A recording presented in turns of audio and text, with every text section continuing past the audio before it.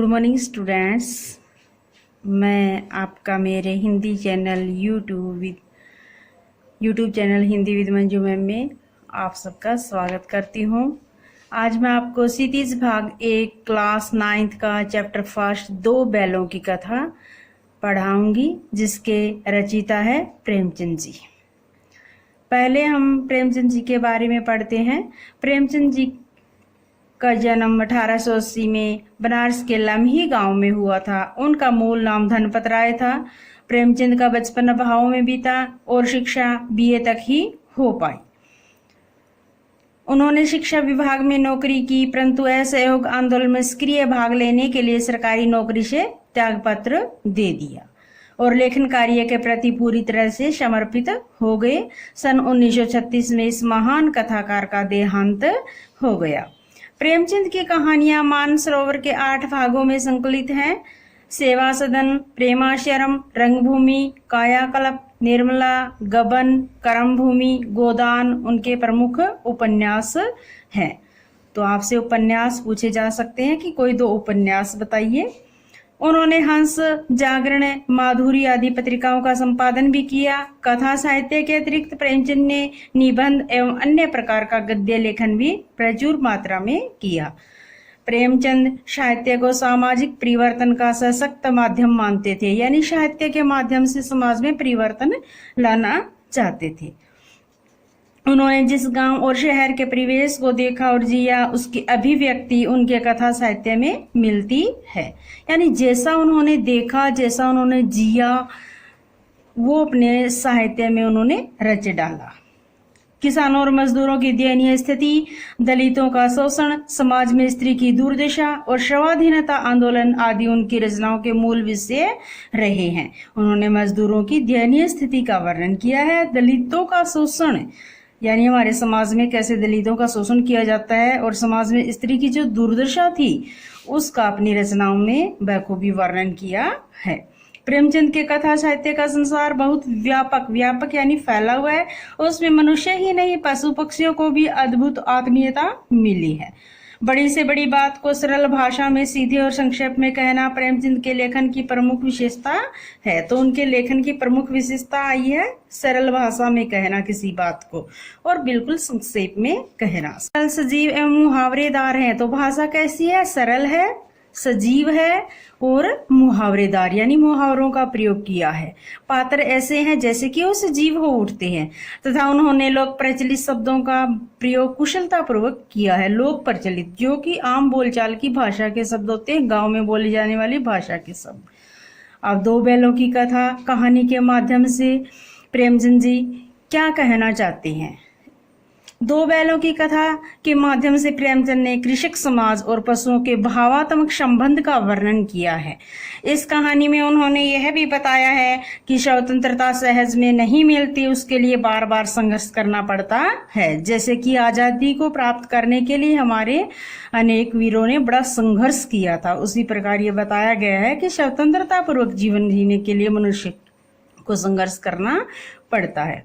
इस प्रकार परोक्ष रूप से यह कहानी आजादी के आंदोलन की भावना से जुड़ी हुई है। इसके साथ इस कहानी में प्रेमचंद ने पंचतंत्र और हितोपदेश की कथा परंपरा का उपयोग और विकास किया है। यानी इसमें पंचतंत्र की कहानियों में जो उपदेश दिए गए हैं, जो नीति विषयक बातें बताई गई हैं, उनका भी प्रयोग किया है। 2 बैलों की कथा। जानवरों में गधा सबसे ज्यादा बुद्धिहीन समझा जाता है। तो सबसे ज्यादा बुद्धिहीन किसको समझा जाता है? गधे को। बुद्धिहीन जिसमें बुद्धि नहीं होती।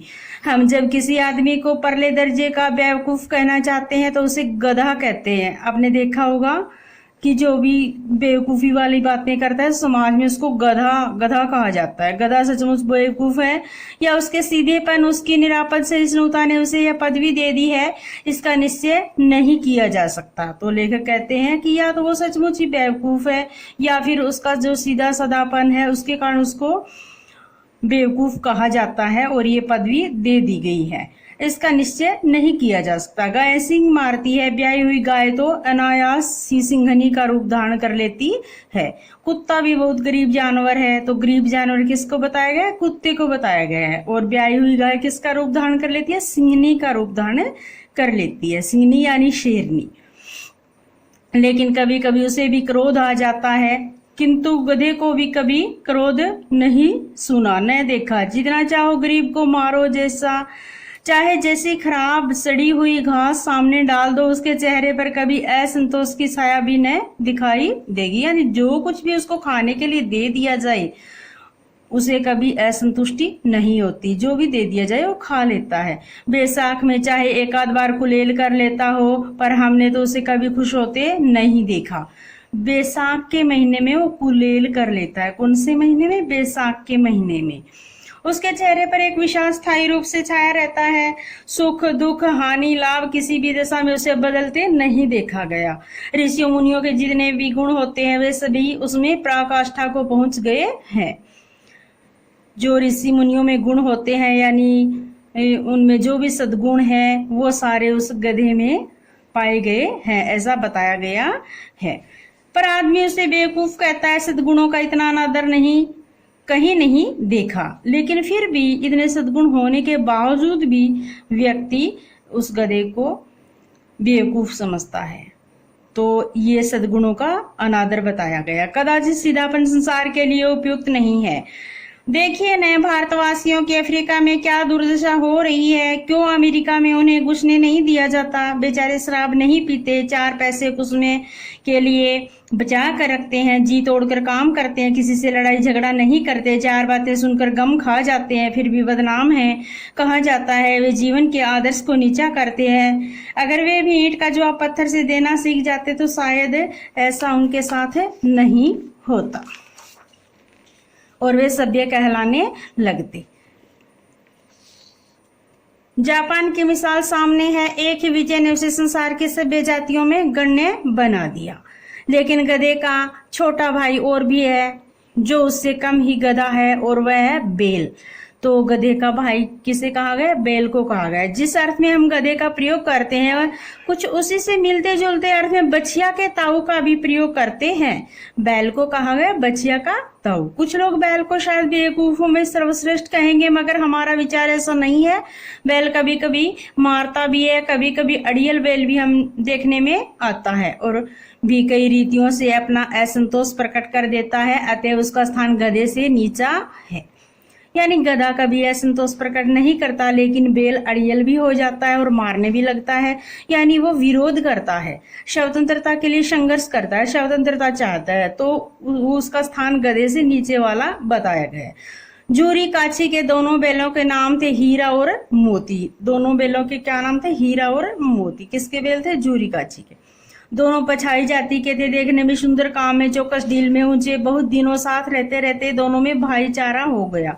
दोनों आमने सामने या पास पास बैठे हुए एक दूसरे से मूक भाषा में विचार विनिमय करते थे। मूक भाषा, जो किसी को सुनाई ना दे, अपनी ही भाषा में वे विचार विनिमय करते थे। एक दूसरे के मन की बात समझ लेते। कैसे समझ जाता था हम नहीं कह सकते। अवश्य ही उनमें कोई ऐसी गुप्त शक्ति थी जिससे जीवों में श्रेष्ठता का दावा करने वाला मनुष्य वंचित है। यानी कोई ऐसी शक्ति थी जिसके माध्यम से वे एक दूसरे की बात को समझ जाते थे। दोनों एक दूसरे को चाट कर और सूंघकर अपना प्रेम प्रकट करते। कभी कभी दोनों सिंग भी मिला लिया करते थे। विग्रह के नाते से नहीं, केवल विनोद के भाव से। विग्रह यानी अलगाव, वे केवल मनोरंजन करने के लिए, विनोद के भाव से यानी मनोरंजन के लिए, और आत्मीयता के भाव से। जैसे दोनों में घनिष्ठता होते ही धोल धप्पा होने लगता, इससे वो अपनी आत्मीयता को दर्शाते थे। इसके बिना दोस्ती कुछ फुसूसी, कुछ हल्की सी रहती है, जिस पर ज्यादा विश्वास नहीं किया जा सकता। जिस वक्त ये दोनों बैल हल या गाड़ी में जोत दिए जाते और गर्दन हिला हिलाकर चलते, उस वक्त हर एक की यही चेष्टा होती थी कि ज्यादा से ज्यादा बोझ मेरी ही गर्दन पर रहे। यानी वो एक दूसरे का भार बंटाने की कोशिश करते थे। दिन भर के बाद दोपहर या संध्या को दोनों को खुलते तो एक दूसरे को चाट चूट कर अपनी थकान मिटा लिया करते। नांद में खली भूसा पड़ जाने के बाद दोनों साथ उठते, साथ नांद में मुंह डालते और साथ ही बैठते थे। एक मुंह हटा लेता तो दूसरा भी हटा लेता था। यानी हमेशा साथ रहते, एक दूसरे का सहयोग करते। नांद होता है जो भूसा वगैरह उसमें डाला जाता है, उसमें भी एक साथ मुंह मारते थे। संयोग की बात, जूरी ने एक बार गोई को ससुराल भेज दिया। बैलों को क्या मालूम वे क्यों भेजे जा रहे हैं। समझे मालिक ने हमें बेच दिया तो एक बार झूरी ने उनको अपने ससुराल भेज दिया गया था और उन्होंने समझा कि हमारे मालिक ने हमें बेच दिया, तो वो दुखी हो गए। अपना यूं बेचा जाना उन्हें अच्छा नहीं लगा, यानी अच्छा लगा या बुरा कौन जाने, पर झूरी के साले गया को घर तक गोई ले जाने में दांतों पसीना आ गया, यानी बहुत मेहनत करनी पड़ी। झूरी के साले का नाम क्या था? गया नाम था। पीछे से हाँकता तो दोनों दाएं बाएं भागते, पगैया पकड़कर आगे से खींचता दोनों पीछे की ओर जोर लगाते, मारता तो दोनों सींग नीचे करके हुंकारते। अगर ईश्वर ने उन्हें वाणी दी होती तो झूरी से पूछते, तुम हम गरीबों को क्यों निकाल रहे हो? हमने तो तुम्हारी सेवा करने में कोई कसर नहीं उठा रखी, मगर इतनी मेहनत से काम न चलता था तो और कमा लेते। हमें तो तुम्हारी चाकरी में मर जाना कबूल था, हमने कभी दाने चारे की शिकायत नहीं की, यानी जो भी जैसा भी आपने मुझे डाला, हमें डाला, हमने खा लिया। तो किस प्रकार से झूरी और उन बैलों के आत्मीय संबंध को दर्शाया गया है। तो इसके माध्यम से मुंशी जी ने उनकी आत्मीयता को प्रकट किया है। तुमने जो खिलाया वह सिर झुका कर खा लिया, फिर तुमने हमें इस जालिम के हाथ क्यों बेच दिया? संध्या समय दोनों बैल अपने नए स्थान पर पहुंचे। दिन भर के भूखे थे, लेकिन जब नांद में लगाए गए तो एक ने भी उसमें मुंह न डाला। दिल भारी हो रहा था। जिसे उन्होंने अपना घर समझ रखा था वह आज उनसे छूट गया था। यह नया घर, नया गांव, नए आदमी उन्हें बेगानों से लगते थे, यानी वो बिल्कुल बेगाने लग रहे थे। वो नई जगह चला गया। झूरी का घर छोड़ना उन्हें बिल्कुल पसंद नहीं था। दोनों ने अपनी मूक भाषा में सलाह की, एक दूसरे को कनखियों से देखा, कनखियों से यानी टेढ़ी तिरछी नजर से देखना, और लेट गए। जब गांव में सोता पड़ गया, यानी लोग सो गए, तो दोनों ने जोर मारकर पगे तुड़ा डाले और घर की तरफ चले। पगे बहुत मजबूत थे, अनुमान न हो सकता था कि कोई बैल उन्हें तोड़कर सकेगा, पर इन दोनों में इस समय दूनी शक्ति आ गई थी। एक एक झटके में रस्सियां टूट गई, क्योंकि ये घर उन्हें पराया लग रहा था और वे झूरी के घर में ही आनंद अनुभव करते थे। तो उस घर तक जाने में उनमें दूनी शक्ति आ गई थी कि कैसे वापस वहां तक पहुंचा जाए। झूरी प्रातःकाल सोकर उठा तो देखा कि दोनों बैल चरनी पर खड़े हैं। दोनों की गर्दनों में आधा आधा ग्राम लटक रहा है, घुटने तक पांव कीचड़ से भरे हैं और दोनों की आंखों में विद्रोह में स्नेह झलक रहा है।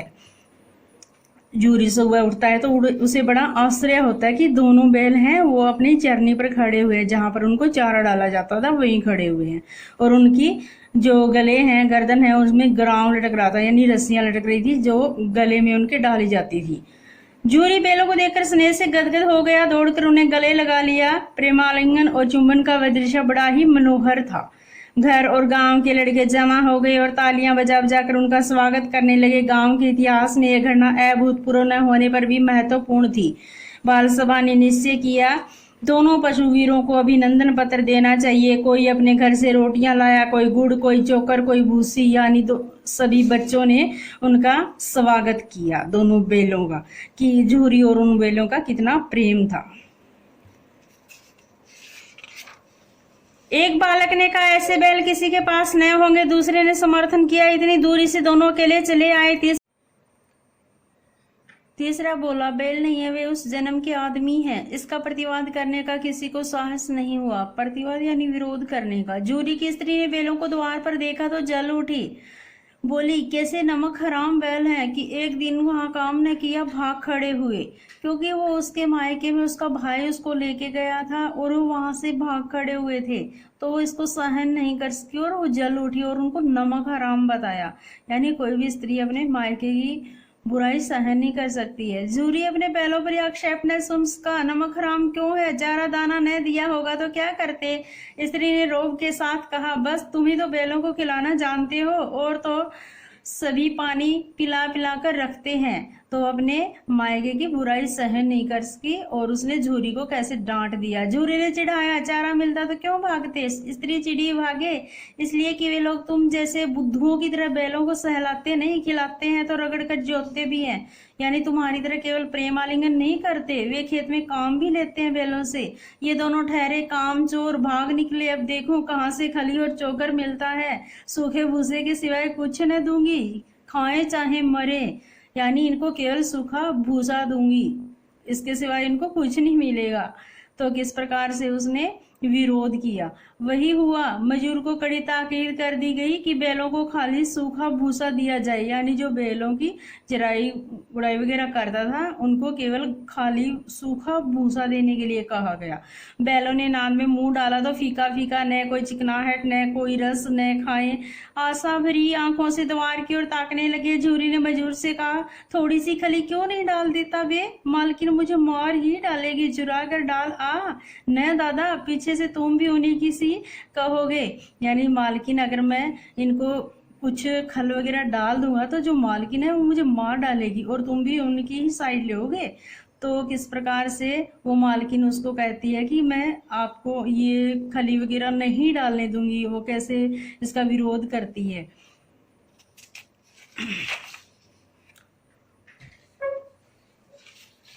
दूसरे दिन झूरी का साला फिर आया और बैलों को ले चला। अब की उसने दोनों को गाड़ी में जोता। अब की बार वो गाड़ी में जोत कर लेके गया। 2-4 बार मोती ने गाड़ी को सड़क की खाई में गिराना चाहा, पर हीरा ने संभाल लिया। वह ज्यादा सहनशील था। तो सहनशील कौन था? हीरा था। संध्या समय घर पहुंचकर उसने दोनों को मोटी रस्सियों से बांधा और कल की शरारत का मजा चखाया। फिर वही सूखा भूसा डाल दिया, यानी उनकी खूब पिटाई की। अपने दोनों बैलों को खली चूनी सब कुछ दी। दोनों बैलों को ऐसा अपमान कभी न हुआ था। झूरी ने फूल की छड़ी से भी न छूता था, यानी कभी कुछ कोई मार वगैरह नहीं करता था, मार पिटाई नहीं करता था। उसकी टिटकार पर दोनों उड़ने लगते थे। टिटकार यानी जो बैलों को आगे बढ़ाने के लिए जो टिटकार दी जाती है, वो भागने लगते थे। यह मार पड़ी आहत सम्मान की व्यथा तो थी ही, उस पर मिला सूखा भूसा, यानी एक तो उनका सम्मान नहीं रहा था, आदर सम्मान नहीं किया जा रहा था, उसकी पीड़ा उनको सता रही थी और उनको खाने के लिए सूखा भूसा दिया जा रहा था। नांद की तरफ आंखें तक न उठाई। दूसरे दिन गया ने बैलों को हल में जोता। फिर इन दोनों ने जैसे पांव न उठाने की कसम खा ली थी। वह मारते मारते थक गया, पर दोनों ने पांव न उठाया। एक बार जब उस निर्दयी ने हीरा की नाक पर खूब डंडे जमाए तो मोती का गुस्सा काबू के बाहर हो गया। हल लेकर भागा। हल, रस्सी, जुआ, जोत सब टूट टाट कर बराबर हो गया। गले में बड़ी बड़ी रस्सियां न होती तो दोनों पकड़ाई में न आती। हीरा ने मूक भाषा में कहा, भागना व्यर्थ है। मोती ने उत्तर दिया, तुम्हारी तो इसने जान ही ले ली थी, अब की बड़ी मार पड़ेगी। पढ़ने दो, बैल का जन्म लिया है तो मार से कहां तक बचेंगे। गया 2 आदमियों के साथ दौड़ा आ रहा है, दोनों के हाथों में लाठियां हैं। मोती बोला, कहो तो दिखा दूं कुछ मजा, मैं भी लाठी लेकर आ रहे हैं। हीरा ने समझाया, नहीं भाई, खड़े हो जाओ, मुझे मारेगा तो मैं भी 1-2 को गिरा दूंगा। नहीं, हमारी जाति का यह धर्म नहीं है, यानी एक नीति विषयक बात बताई गई कि हमारी जाति के यह धर्म नहीं है कि हम मनुष्य को मारें। मोती दिल में ऐंठ कर रह गया आ पहुंचा और दोनों को पकड़कर ले चला। कुशल हुई कि उसने इस वक्त मारपीट न की, नहीं तो मोती भी पलट कर पड़ता। उसके तेवर देख कर गया और उसके सहायक समझ गए कि इस वक्त टाल जाना ही मसलहत है, यानी उचित है। आज दोनों के सामने फिर वही सूखा भूसा लाया गया। दोनों चुपचाप खड़े रहे। घर के लोग भोजन करने लगे। उस वक्त छोटी सी लड़की 2 रोटियां लिए निकली और दोनों के मुंह में देकर चली गई। उस एक रोटी से इनकी भूख तो क्या शांत होती, पर दोनों के हृदय को मानो भोजन मिल गया। यहाँ भी किसी सज्जन का वास है। लड़की भैरों की थी, उसकी माँ मर चुकी थी। सौतेली माँ उसे मारती रहती थी, इसलिए इन बैलों से उसे एक प्रकार की आत्मीयता हो गई थी, यानी आत्मीयता लगाव हो गया था। लड़की की माँ नहीं थी और सौतेली माँ थी जो कि उसके साथ मार पिटाई करती थी। तो उन्हें लगा कि इस घर में भी कोई सज्जन रहता है, तो उस लड़की से उसे बड़ी आत्मीयता हो गई, उन दोनों बैलों को। दोनों भर भर जोते जाते, डंडे खाते अड़ते, शाम को थान पर बांध दिए जाते और रात को वही बालिका उन्हें 2 रोटियां खिलाई जाती। प्रेम के इस प्रसाद की बरकत थी कि 2-2 गाल सूखा भूसा खाकर भी दोनों दुर्बल न होते थे, मगर दोनों की आंखों में रोम रोम में विद्रोह भरा हुआ था। एक दिन मोती ने मूक भाषा में कहा, अब तो नहीं सहा जाता। हीरा, क्या करना चाहते हो? एक आध को सींगों पर उठाकर फेंक दूंगा, लेकिन जानते हो वह प्यारी लड़की जो हमें रोटियां खिलाती है उसी की लड़की है जो इस घर का मालिक है। ये बेचारी अनाथ न हो जाएगी तो मालकिन को न फेंक दूं, वही तो इस लड़की को मारती है। लेकिन और जात पर सींग चलाना मना है, यह भूले जाते हो। तो उसको समझाता है कि और जात पर सींग नहीं चलाया जाता, ये हमारी जाति का धर्म नहीं है। हमारे भारतीय समाज में औरत पर हाथ उठाना मना है, उसकी इज्जत की जाती है। तुम तो किसी तरह निकलते ही नहीं देते, बताओ तुड़ा कर भाग चले। हाँ यह मैं स्वीकार करता हूँ, लेकिन इतनी मोटी रस्सी टूटेगी कैसे? इसका एक उपाय है, पहले रस्सी को थोड़ा सा चबा लो, फिर एक झटके में जाती है। रात को जब बालिका रोटियां खिलाकर चली गई, दोनों रस्सियां चबाने लगे, पर मोटी रस्सी मुंह में न आती थी। बेचारे बार बार जोर लगाकर रह जाते थे। सहसा घर का द्वार खुला और वही लड़की निकली। दोनों सिर झुकाकर उसका हाथ चाटने लगे। दोनों की पूंछ खड़ी हो गई। उसने उनके माथे सहलाए और बोली, खोले देती हूँ, चुपके से भाग जाओ, नहीं तो यहाँ लोग मार डालेंगे। आज घर में सलाह हो रही है कि इनकी नाकों में नाथ डाल दी जाए। उसने ग्राम खोल दिया, पर दोनों चुपचाप खड़े रहे। मोती ने अपनी भाषा में पूछा, अब चलते क्यों नहीं? हीरा ने कहा, चले तो, लेकिन कल इस अनाथ पर आफत आएगी, सब इसी पर संदेह करेंगे। सहसा बालिका चिल्लाई, दोनों फूफा वाले बैल भागे जा रहे हैं। ओ दादा दादा, दोनों बैल भागे जा रहे हैं, जल्दी दौड़ो। यानी दोनों का लड़की के प्रति, बालिका के प्रति कितना प्रेम है कि इस लड़की पर आफत आ जाएगी अगर हम भागे तो। लेकिन जैसे ही वो लड़की चिल्लाती है तो वे बैल भाग जाते हैं। गया हड़बड़ाकर भीतर से निकला और दो और बैलों को पकड़ने चला। वे दोनों भागे। गया ने पीछा किया और भी तेज हुए। गया ने शोर मचाया, फिर गांव के कुछ आदमियों को भी साथ लेने के लिए लौटा। दोनों मित्रों को भागने का मौका मिल गया, सीधे दौड़ते चले गए, यहाँ तक कि मार्ग का ज्ञान न रहा, यानी रास्ता भूल गए थे। जिस परिचित मार्ग से आए थे उसका यहाँ पता न था। नए नए गांव मिलने लगे। तब दोनों एक खेत के किनारे खड़े होकर सोचने लगे, अब क्या करना चाहिए। हीरा ने कहा, मालूम होता है राह भूल गए, तुम भी बेतहाशा भागे, वहीं उसे मार गिराना था। उसे मार गिराते तो दुनिया क्या कहती, वह अपना धर्म छोड़ दे, लेकिन हम अपना धर्म क्यों छोड़े। यानी वे अपना धर्म नहीं छोड़ना चाहते, धर्म निभाना चाहते हैं। दोनों भूख से व्याकुल हो रहे थे। खेत में मटर खड़ी थी, चरने लगे, रह रहकर आहट ले लेते थे, कोई आता तो नहीं है।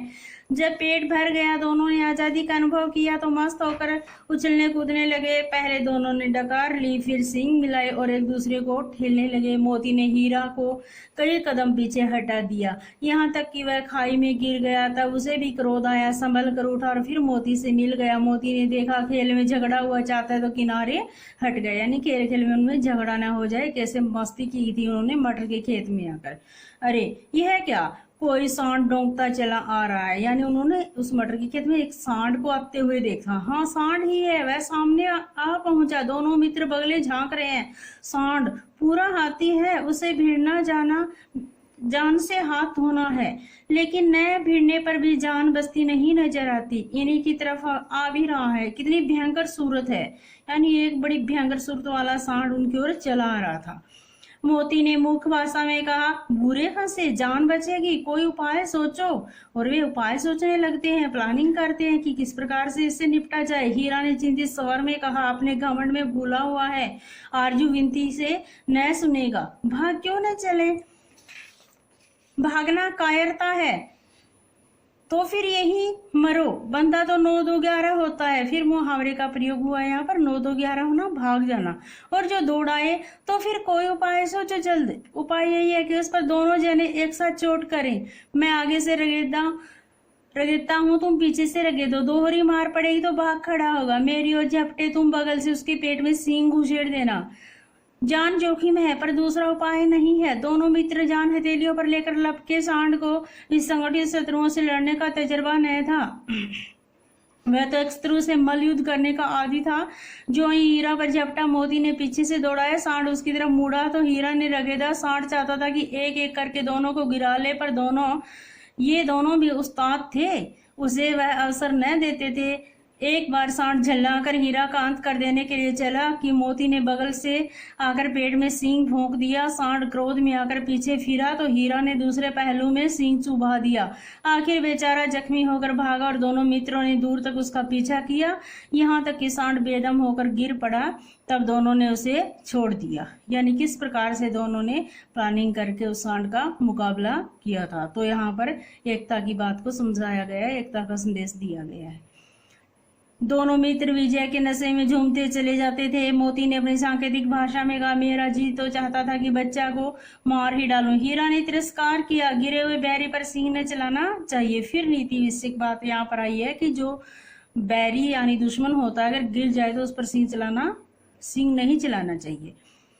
यह सब ढोंग है, बैरी को ऐसा मारना चाहिए कि फिर न उठे। अब कैसे घर पहुंचेंगे वह सोचो, पहले कुछ खा लें। सोचे सामने मटर का खेत था ही, मोती उसमें घुस गया। हीरा मना करता रहा पर उसने एक न सुनी। अभी 2 ही 4 ग्रास खाए थे कि 2 आदमी लाठियां लिए दौड़ पड़े और दोनों मित्रों को घेर लिया। हीरा तो मेंढ पर था, मेंढ यानी जो डोली होती है उसके ऊपर निकल गया। मोती सिंचे हुए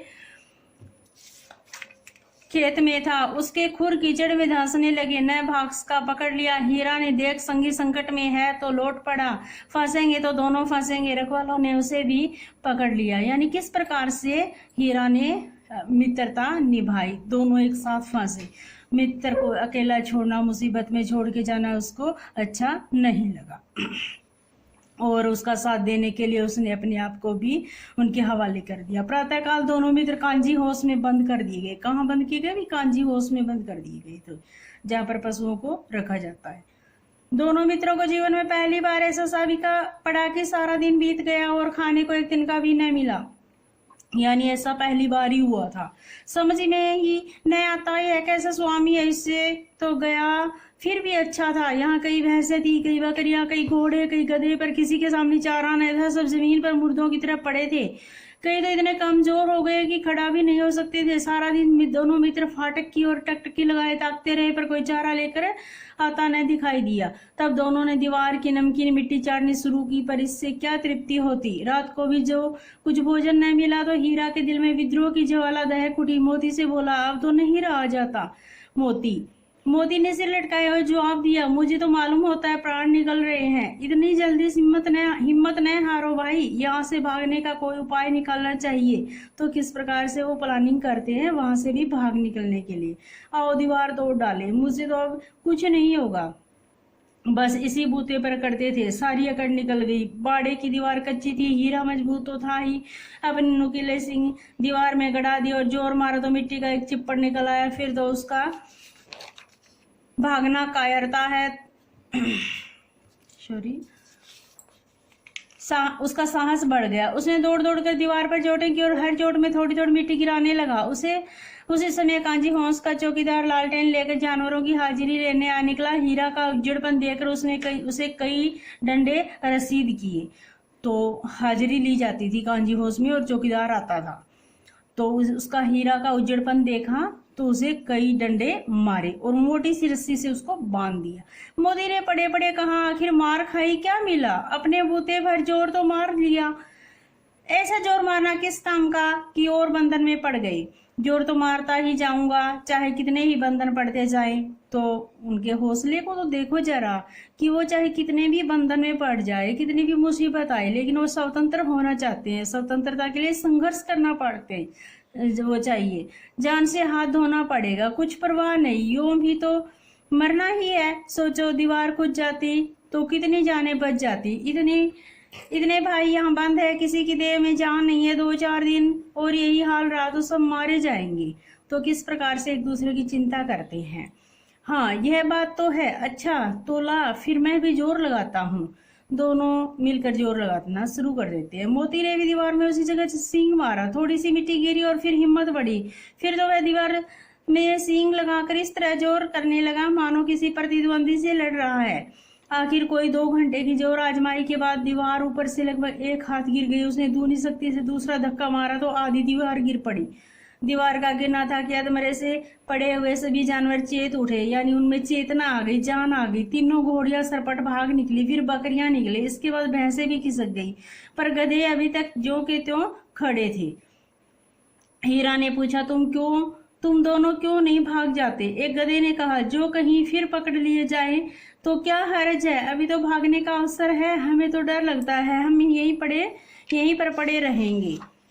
आधी रात से ऊपर जा चुकी थी। दोनों गधे अभी तक खड़े सोच रहे थे कि वह भागे या न भागे, और मोती अपने मित्र की रस्सी तोड़ने में लगा हुआ था। जब वह हार गया तो हीरा ने कहा तुम जाओ, मुझे यहीं पड़ा रहने दो, शायद कहीं भेंट हो जाए यानी मुलाकात हो जाए, तुम चले जाओ, मुझे छोड़ दो। मोती ने आंखों में आंसू लाकर कहा तुम मुझे इतना स्वार्थी समझते हो हीरा, हम और तुम इतने दिनों एक साथ रहे हैं, आज तुम विपत्ति में पड़ गए तो मैं तुम्हें छोड़कर अलग हो जाऊं, ये कैसे हो सकता था। तो मोती की आंखों में आंसू आ जाते हैं और वो कहता है कि मैं इतना स्वार्थी नहीं कि तुम्हें अकेला छोड़कर चला जाऊं। हीरा ने कहा बहुत मार पड़ेगी, लोग समझ जाएंगे ये तुम्हारी शरारत है। मोती गर्व से बोला जिस अपराध के लिए तुम्हारे गले में बंधन पड़ा उसके लिए अगर मुझ पर मार पड़े तो क्या चिंता, इतना तो हो ही गया कि 9-10 प्राणियों की जान बच गई, वे सब तो आशीर्वाद देंगे।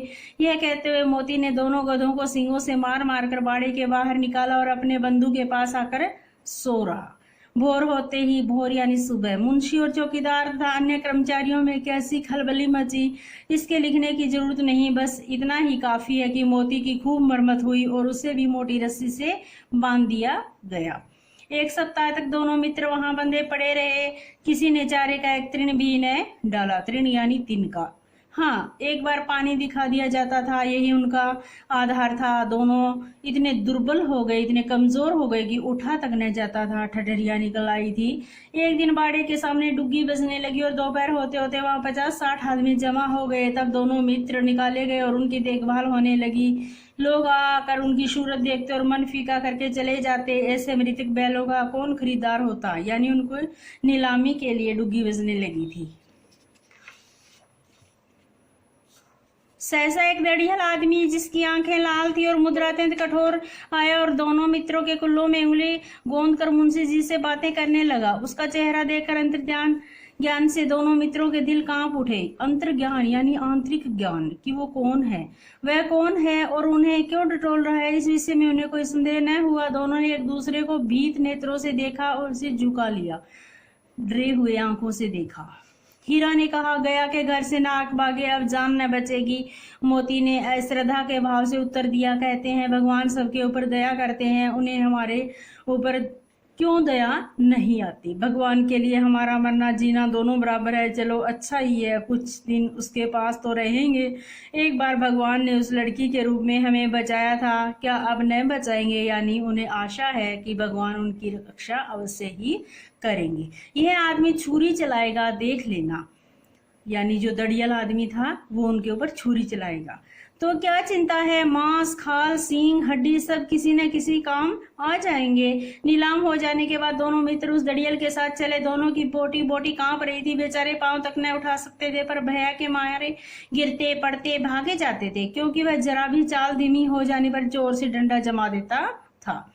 राह में गाय बैलों का एक रेवड़ हरे हरे हार में चरता नजर आया। सभी जानवर प्रसन्न थे, चिकने चपल, कोई उछलता था, कोई आनंद से बेड़ा पागुर करता था। कितना सुखी जीवन था इनका, पर कितने स्वार्थी हैं सब। किसी को चिंता नहीं कि उनके 2 भाई बधिक के हाथ पड़े कैसे दुखी हैं। सहसा दोनों को ऐसा मालूम हुआ कि यह परिचित राह है, यानी जानी पहचानी राह है, जाना पहचाना रास्ता है। हाँ, इसी रास्ते से गया उन्हें ले गया था। वही खेत, वही बाग, वही गांव मिलने लगे। प्रति क्षण उनकी चाल तेज होने लगी, सारी थकान, सारी दुर्बलता गायब हो गई। यह लो, अपना ही हार आ गया। इसी कुएं पर हम पुर चलाने आया करते थे, यही कुआं है, यानी वो रास्ता उन्हें जाना पहचाना लगा। उनका गांव आ गया, उनका ही कुआं आ गया था और वो खुश हो गए थे। मोती ने कहा हमारा घर नगीच आ गया, नजदीक आ रहा है, यानी हीरा बोला भगवान की दया है, मैं तो अब घर भागता हूँ, यह जाने देगा इसे मैं मार गिराता हूँ। नहीं नहीं, दौड़कर थान पर चलो, वहां से हम आगे न जाएंगे। दोनों उन्मत्त होकर बछड़ों की भांति कुलेलें करते हुए घर की ओर दौड़े। वह हमारा थान है। दोनों दौड़कर अपने थान पर आए और खड़े हो गए। दड़ियल भी पीछे पीछे दौड़ा चला आता था, यानी जो चरने का उनका स्थान होता था वहां आ गए थे। जोरी द्वार पर बैठा धूप खा रहा था, बैलों को देखते ही दौड़ा और उन्हें बारी बारी से गले लगाने लगा। मित्रों की आंखों से आनंद के आंसू बहने लगे। एक झूरी का हाथ चाट रहा था। दड़ियल ने जाकर बैलों की रस्सियां पकड़ ली। झूरी ने कहा मेरे बैल है, तुम्हारे बैल कैसे? मैं मवेशी खाने से नीलाम लिए आता हूँ। तो दोनों में इस प्रकार से बहस होने लगी। झूरी कहता है मेरे बैल हैं, दड़ियल कहता है मेरे बैल हैं। मैं तो समझाऊं, चुराए लिए आते हो, चुपके से चले जाओ, मेरे बैल हैं, मैं बेचूंगा तो बिकेंगे, किसी को मेरे बैल नीलाम करने का क्या अख्तियार है? यानी किसी को कोई हक नहीं है कि मेरे बैलों को नीलाम करे, जाकर थाने में रपट कर दूंगा। इस प्रकार से उसने धमकी दी। मेरे बैल है, इसका सबूत यह है कि मेरे द्वार पर खड़े हैं।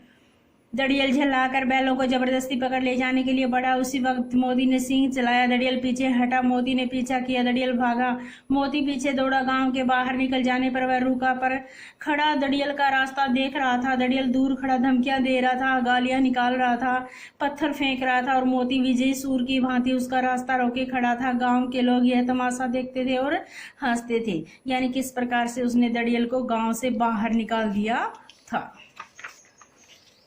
जब दड़ियल हार कर चला गया तो मोती अकड़ता हुआ लौटा। हीरा ने कहा, मैं डर रहा था कि कहीं तुम गुस्से में आकर मारने बैठो। अगर वह मुझे पकड़ता तो मैं बेमारे न छोड़ता।